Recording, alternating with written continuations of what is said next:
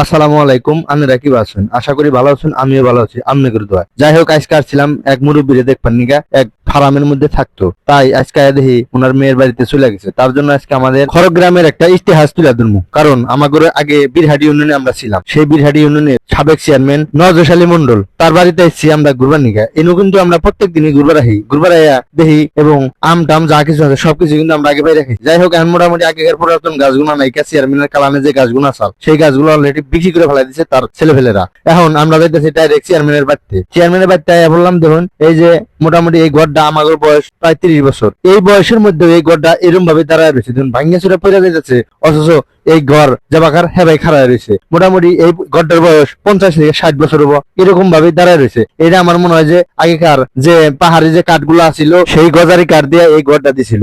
গজারি কাঠের চিকন হয়ে গেছে, তারপরে কিন্তু ঘর একটু পরে নাই, ঘর কিন্তু যাবাকার হেবাই রয়েছে। মোটামুটি এখন আর 2-1 বছর যাবো, তারপরে কিন্তু বুঝে যাবো পইরা। যাই হোক, এই ঘরগুলো আমনে করতে হাইলাম এই চেয়ারম্যান বাড়ি। এখন দেখামু কি জানুন, এনো আছে হইলো আগেকার দিনে গরুর গোবর দিয়া সুন্দর করে কিন্তু বায়ুর গ্যাস বানাইতো। এই গ্যাস দেখবার নিয়ে আমরা কিন্তু 2 দিন পর পরে এই চেয়ারম্যানের বাড়িতে আইতাম, আমরাম না পায়রা খাইতাম। তারপরে কিন্তু চেয়ারম্যান কিছুই করতো না। চেয়ারম্যান কিন্তু অনেক ভালো লোক ছিল, অনেক ভালো আসাল। কারণ এই 2 গ্রামের মানুষ এই আড়া দেয়া সবকিছু কিন্তু হুইয়া মুড়ে খাইতো। মোটামুটি ওনার মন মানসিকতা আল্লাহর রহমতে অনেক সুন্দর আসাল, ইনশাল্লাহ। তো দেখুন, এই যাই বললাম যে গ্যাসটা তৈরি করছিল উনি ওনার বাড়িতে রান্না বান্না করবার নিগে, সেই গ্যাসের বোতলে বললো কিন্তু আমরা আয়া পড়ছি। দেখুন এই যে বায়ু গ্যাস, এই জায়গায় গোবর দিত, তারপরে কিন্তু আবার ওই সাইডে কিন্তু গোবর গুলা যায় নামতো, যেখান থেকে কিন্তু সুন্দরভাবে বায়ু গ্যাস তৈরি হইতো। যাই হোক, ভিডিওটা ভালো লাগলে লাইক কমেন্ট শেয়ার করে পেজটি ফলো দিয়ে আমার পাশে থাকবেন। ধন্যবাদ সকলকে। আসসালামু আলাইকুম।